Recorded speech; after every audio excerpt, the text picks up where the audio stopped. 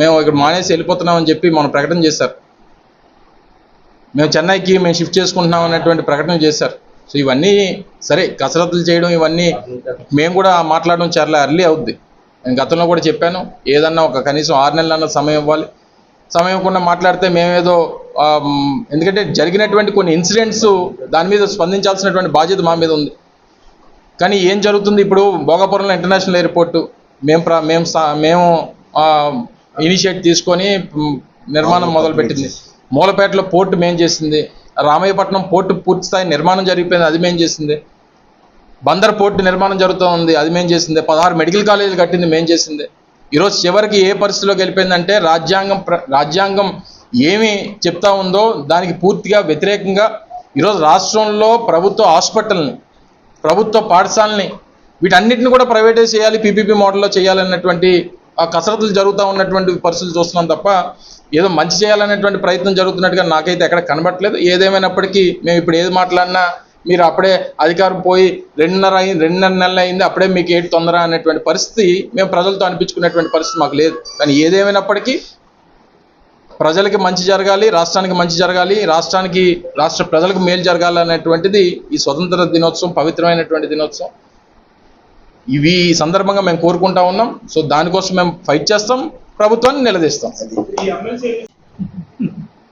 చంద్రబాబు నాయుడు గారికి ఏంటంటే ఓటుకి నోటు ఇచ్చి కొనడం అనేటువంటిది ఆయన పేటెంట్.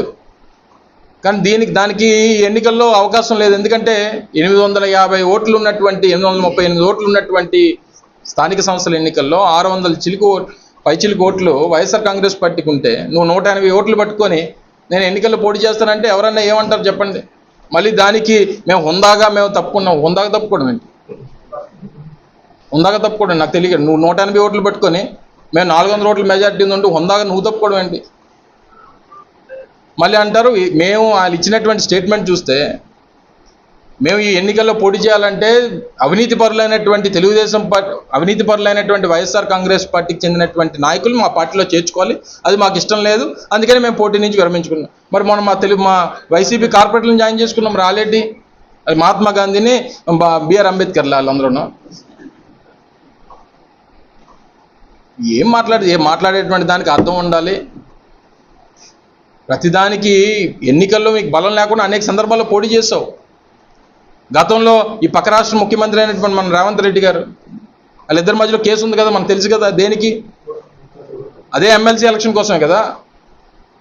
గతంలో వివేకానంద రెడ్డి గారు కడపలో పోటీ చేసినప్పుడు ఆ రోజు కూడా నువ్వు ఇలాగే ఓటుకు నోట్లు పెట్టి మాకు బలం ఉన్నప్పటికీ నువ్వు పోటీ పెట్టి నువ్వు దాన్ని కైవసం చేసుకునేటువంటి ప్రయత్నం చేసావు. ఈసారి నీకు అవకాశం లేదు. అందులో మరి ముఖ్యంగా వీటన్నిటికన్నా మించి వైఎస్ఆర్ కాంగ్రెస్ పార్టీకి చెందినటువంటి పార్టీ ఎంపీటీసీలు కానీ లేకపోతే మా పార్టీ నాయకత్వం కానీ మేము దేనికి లొంగము అనేటువంటి ఒక మెసేజ్ని బలంగా ఇవ్వగలిగాం కాబట్టే ఆయన కూడా ఆఖరి నిమిషంలో పోటీ నుంచి తప్పుకున్నాడు. అంటే ఆ స్ట్రెంగ్త్ ఈరోజు వైఎస్ఆర్ కాంగ్రెస్ పార్టీ కేడర్లో గడిచినటువంటి 2.5 మాసాలుగా జరిగినటువంటి దాడుళ్ళు ఈరోజు రాష్ట్రంలో వైఎస్ఆర్ కాంగ్రెస్ పార్టీ కార్యకర్తల్ని, అభిమానుల్ని మరింత స్ట్రెంగ్తన్ చేసేటువంటి కార్యక్రమం చేసింది. ఆ మెసేజ్ని ఇచ్చాం. సో దానికి భయపడి వారు ఎన్నికల నుంచి తప్పుకున్నారనేటువంటిది నా తాలూకు అభిప్రాయం. Right, thank you.